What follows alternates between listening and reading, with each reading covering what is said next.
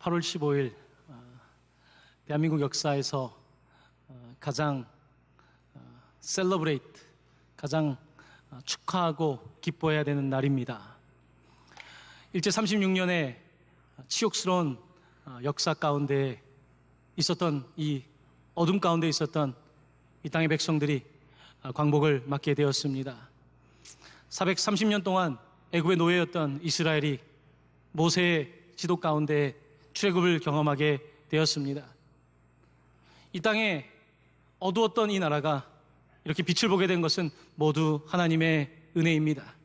물론 광복군과 독립운동을 했던 많은 분들이 있지만 하나님께서는 이 민족을 선택하셨고 이 민족을 통해서 하나님의 나라를 이루기 위해서 광복이라고 하는 역사적인 사건을 허락하신 것입니다. 우리 하나님께서 행하신 일입니다. 그러므로 우리는 오늘 이 자유와 독립을 기뻐하며 이 날을 주신 하나님을 찬양하고 영광을 올려드리는 것입니다.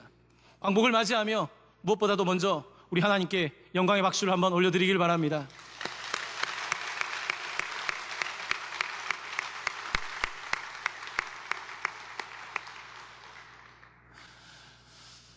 특별히 부천 동광교회는 이 광복절을 맞이하는 이 시즌에 항상 일본 선교가 맞물려 있습니다. 지난 5년 동안 올해를 포함해서 3번은 저희가 일본을 방문하게 되었고 2차례는 일본의 교회 성도들이 동광교회를 방문하게 되었습니다.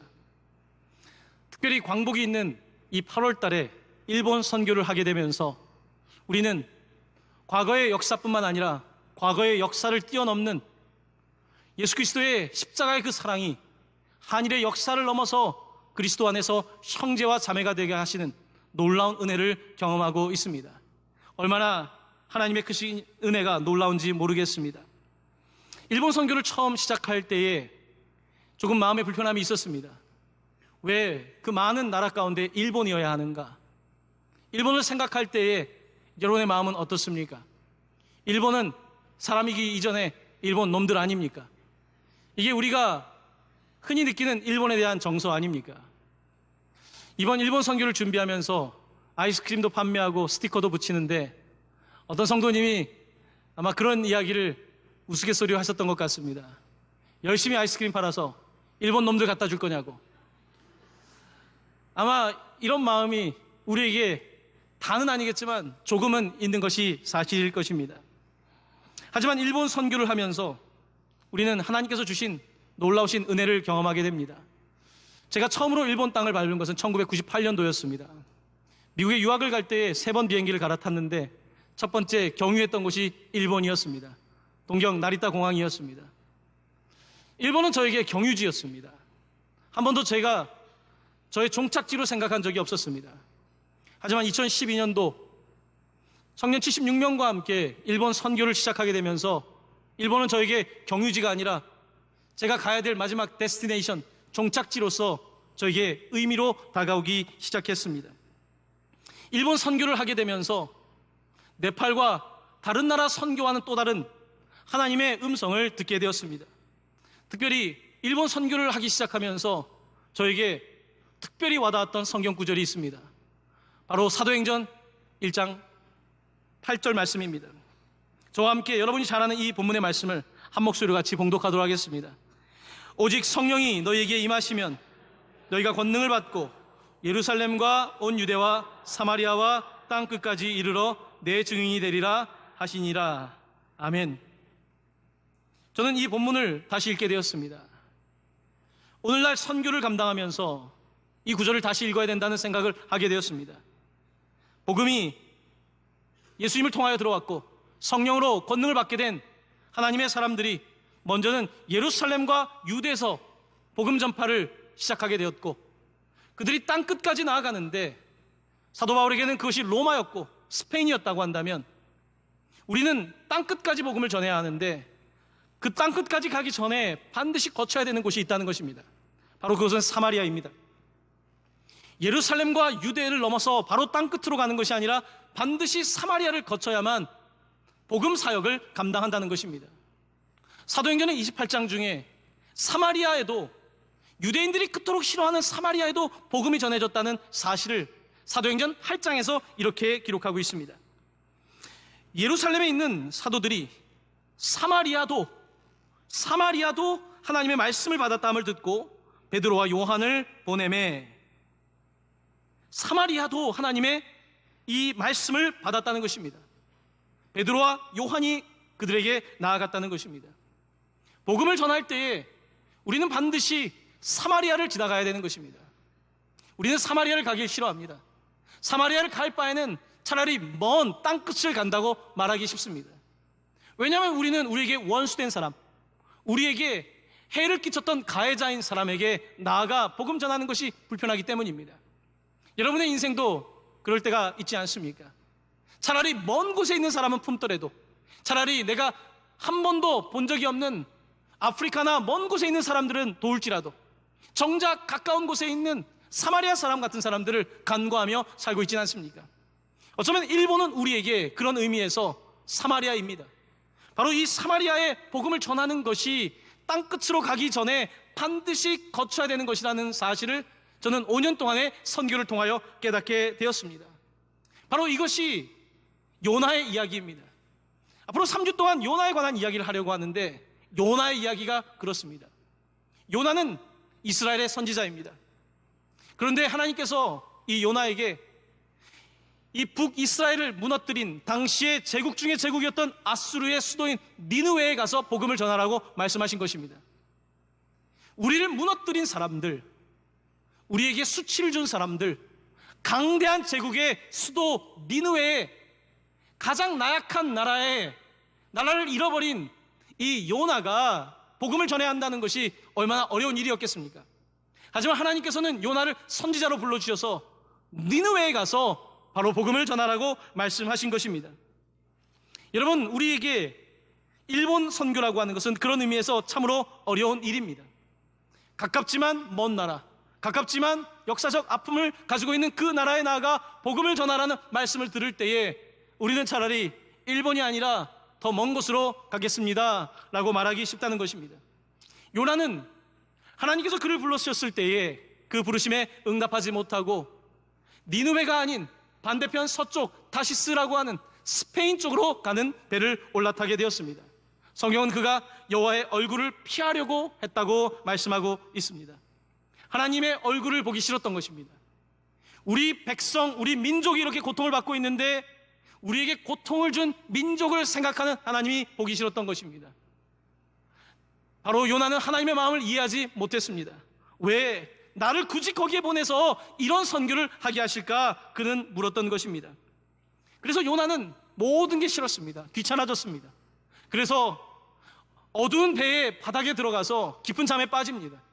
사람도 만나는 것도 싫고 하나님의 얼굴도 보기 싫고 그냥 잠만 자고 싶은 선지자로서의 무기력증에 빠져 있었던 것입니다. 바로 이것이 요나의 삶의 모습이었습니다. 여러분의 인생은 어떻습니까? 때때로 우리는 대단한 선교를 말하고 대단한 복음을 말하고 있지만 정작 하나님께서 우리에게 가라고 하는 방향으로 가지 못하고 내 방향을 향해 가면서 내 마음대로 신앙생활하고 있지는 않습니까? 하나님께서는 오른쪽이라고 말씀하시는데 나는 고집을 부리며 왼쪽이라고 말하고 있지 않습니까? 그러면서도 내가 그것을 알고 있지는 않습니까? 알고 있지만 고집을 꺾지 않고 알고 있지만 내가 주인 되어 살아가는 삶을 살고 있지는 않습니까? 요나는 그렇게 하나님의 뜻에 순종하지 못하고 반대 방향으로 가고 있었습니다. 하나님의 사람이 된다는 것은 하나님의 뜻을 다 납득하는 것은 아닙니다. 하나님의 뜻을 다 이해한다고 하는 것이 아닙니다. 하나님의 사람이 된다는 의미는 내가 납득이 되지 않지만, 내가 이해가 되지 않지만 하나님의 명령이라고 한다면 순종하겠습니다.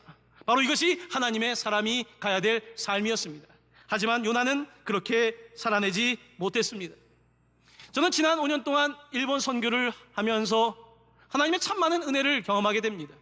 하나님께서 동방교회의 뱃머리를 네팔로도 보내주셨지만 일본으로 보내주시며 그 많은 재정을 사용하고 많은 사람들이 나아가 선교를 하면서 하나님께서 주신 은혜가 더 큰 것을 경험하게 됩니다. 여러분, 선교는 흔히 사람들이 이렇게 생각합니다. 선교는 그저 조금 어려운 나라 가서 구제하고 복음을 전하는 것, 이것을 선교로 생각합니다.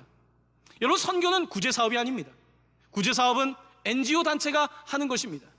우리는 구제를 하지만 구제를 할 때도 예수 그리스도의 이름으로, 예수 그리스도가 전파되기를 위하여 구제하는 것이지 구제 자체가 그리스도인의 목적은 아닌 것입니다. 그것은 하나의 방법인 것입니다. 하지만 일본에 나아갈 때 우리는 도대체 왜 일본에 가야 되는가? 우리보다 더 잘 사는 나라, 그곳에 가서 무엇을 전해야 되는가? 이런 생각을 하게 됩니다.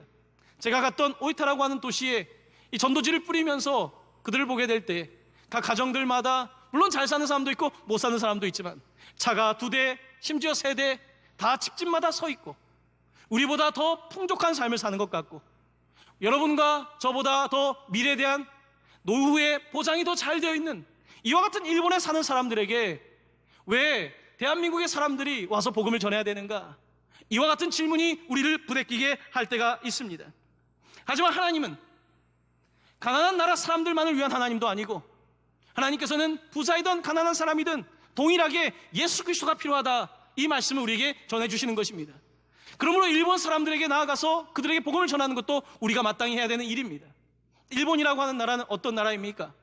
여러분, 아시아에서 가장 잘 사는 나라입니다. 아시아의 넘버원이 아니라 세계의 넘버원을 꿈꿨던 일본 제국 아닙니까?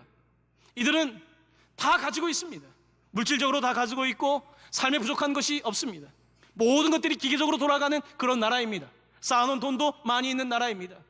자, 그런데 일본에 갈 때마다 목회자로서 느끼는 것은 과연 이 땅이 부유한 나라일까? 그들이 다 가진 것 같지만 사실은 헐벗은 것 같고 다 가지고 있는 것 같지만 가난해 보이는 그들의 모습은 아마 영적인 눈을 가지고 있는 사람들이라면 누구나 느끼는 것일 것입니다. 저는 일본 선교에 대한 소망을 품고 있는 것은 바로 하나님의 마음은 바로 니느웨를 생각하는 하나님의 마음이라는 것을 깨닫기 시작한 이후부터입니다.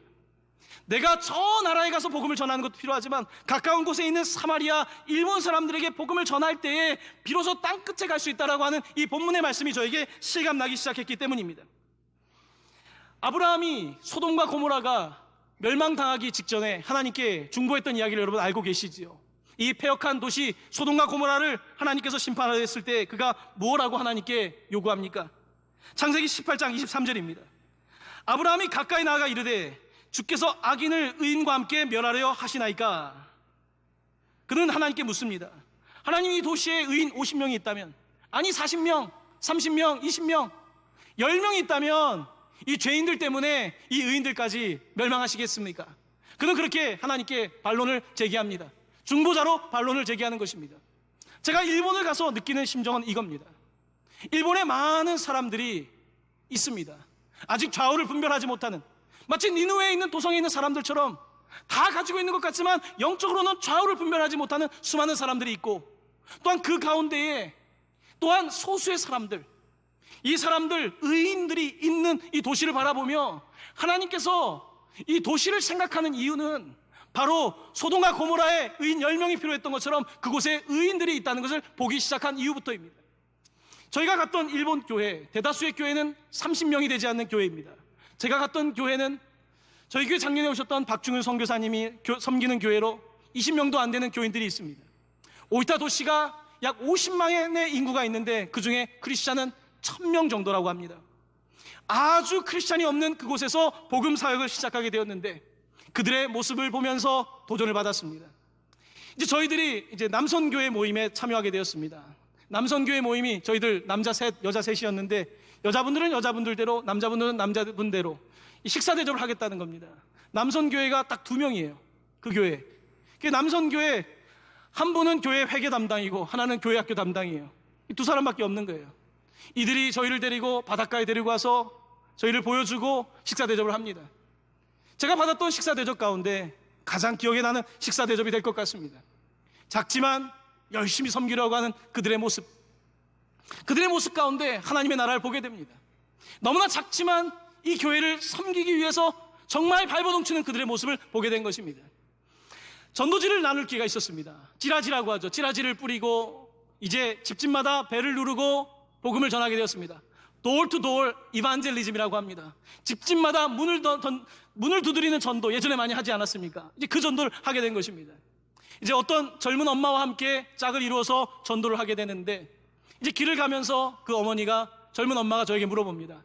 목사님, 한국에는 교회에 다니는 아이들이 많이 있습니까? 저에게 이 질문을 가장 먼저 합니다.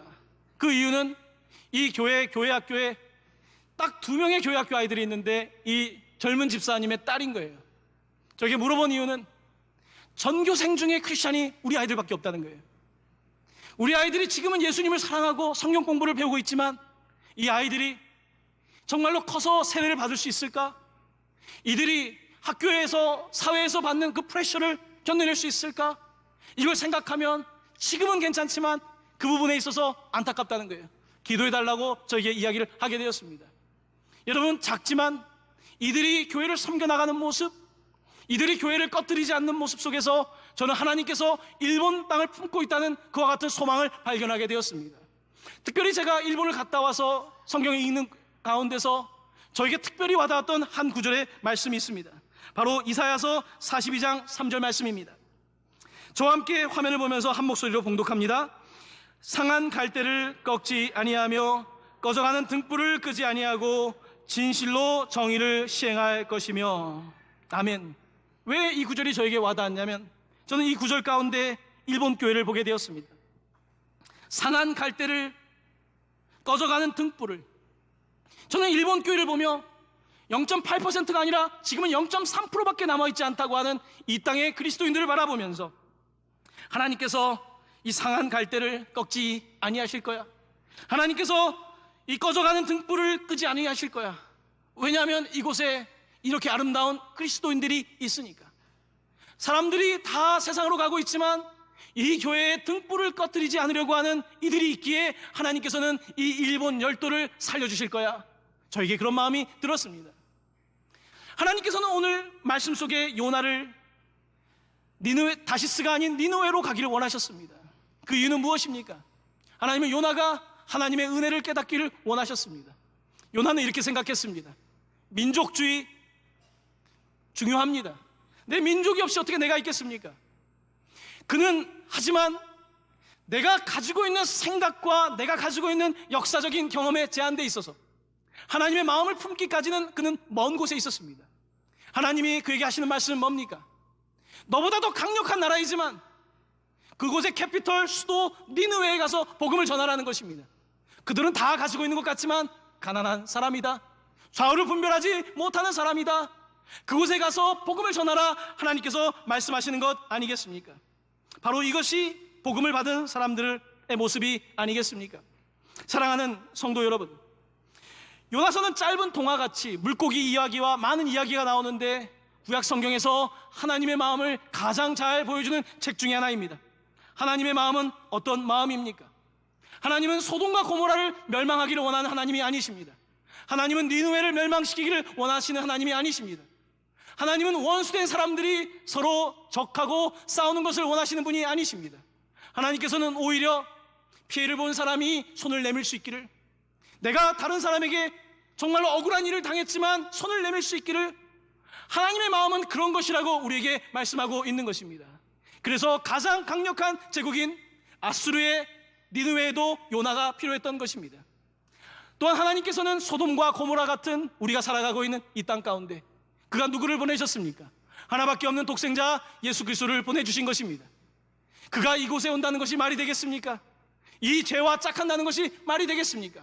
하지만 우리 하나님께서는 예수 그리스도를 이 땅에 보내주신 것입니다. 요나의 이야기는 예수님의 이야기와 많이 닮아 있습니다. 요나가 이 배를 타고 이제 풍랑을 만나게 됩니다. 예수님도 제자들과 배를 타고 가면서 풍랑을 만나게 되었습니다. 요나도 잠이 들었고 예수님도 잠이 들었습니다. 그때 사람들이 일어나서 요나에게 깨우면서 이게 어찌된 일이냐, 살려주라 이야기를 합니다. 제자들이 예수님을 깨우며 우리가 이제 죽게 되었는데 우리를 돌보지 아니하십니까? 라고 묻습니다. 그때 요나는 물에 던짐을 받고 이 풍랑이 잠잠해집니다. 예수님께서는 깨어나셔서 풍랑을 향해서 말씀하십니다. 잠잠하라고 말씀하실 때 풍랑이 잠잠해집니다. 바로 이것이 요나와 예수님의 이야기입니다. 자, 그런데 더 위대한 이야기가 있습니다. 이 바다라고 하는 것은 성경에서 케이아스, 혼돈이라고 하는 뜻을 가지고 있습니다. 바다라고 하는 것은 죄를 뜻합니다. 이 바다 가운데에 바다가 풍랑이고 있는 이곳에 예수님께서 오셨습니다. 처음에는 말씀을 선포하시며 그 풍랑을 잠잠하게 하셨던 주님께서 마지막에는 말씀이 육신이 되어 오신 그분께서 자기 자신을 풍랑에 던져주십니다. 이 죄악된 세상에 자기 자신을 던지고 그러자 풍랑이 잠잠해집니다. 이 세상의 악이, 세상의 원수된 것들이, 세상에 용서하지 못하고 화평하지 못하는 모든 것들이 예수 그리스도 말씀이 육신이 되신 그분께서 자기 자신을 던져주실 때 잠잠하게 되는 역사가 일어났던 것입니다. 바로 요나서의 물고기의 이야기, 태풍이 멈춘 이야기는 바로 예수 그리스도께서 행하실 사역을 우리에게 전적으로 보여주고 있는 것입니다. 사랑하는 성도 여러분, 여러분의 인생에 가고 싶은 길이 있습니다. 내가 원하는 길이 있습니다. 하지만 내가 원하는 길로 갈 때에 우리는 은혜라는 것을 제대로 경험하기는 어렵습니다. 내가 원하는 길을 내가 다 가는데 거기에 무슨 은혜가 있겠습니까? 하지만 하나님의 은혜는 언제 찾아옵니까? 내가 싫지만 그 길을 갈 때, 내가 기꺼이 가진 못하지만 그래도 순종하며 그 길을 갈 때에 비로소 은혜가 무엇인지 깨닫게 됩니다. 하나님의 은혜가 크시구나. 하나님의 마음이 그런 것이구나. 하나님께서는 예수 그리스도를 이 땅에 보내주셔서 죽을 수밖에 없는 우리들을 위하여 자기 자신의 몸을 던져주셨구나. 예수님도 쉽지 않았던, 가기 싫었던 그 길을 우리를 위하여 가셨구나. 그렇다고 한다면 내 인생도 때때로 싫지만 그 길을 가야 되는 것이구나. 이것을 우리가 깨닫게 되는 것입니다. 사랑하는 성도 여러분, 저는 부천 동방교회가 지난 5년 동안 일본 선교를 하면서 참 많은 은혜를 받았다고 생각합니다. 일제시대에 사셨던 분들 가운데 일본에 가셔서 선교 활동을 하신 분들도 계십니다. 그곳에 가서 일본 사람들과 얼싸안고 같이 그리스도인 친구가 되었음을 보게 되었고, 또한 우리 교회의 젊은이들이 나아가서 지금은 한국말로 타이핑을 해도 일본말로 전달이 되는 그런 시대 아닙니까? 그들과 함께 그리스도인의 삶을 나누고 친구가 되는 모습을 바라보면서 하나님께서 한국의 우리 젊은이들을, 또한 동방교회 성도들을 마치 요나처럼 사용하신다는 놀라운 은혜를 경험하게 되었습니다. 사랑하는 성도 여러분, 여러분의 삶 속에 여러분은 지금 현재 어디로 가고 있습니까? 내가 원하는 길, 그것이 다 정답일까요? 하나님의 음성을 못 듣고 있는 것은 아닙니까?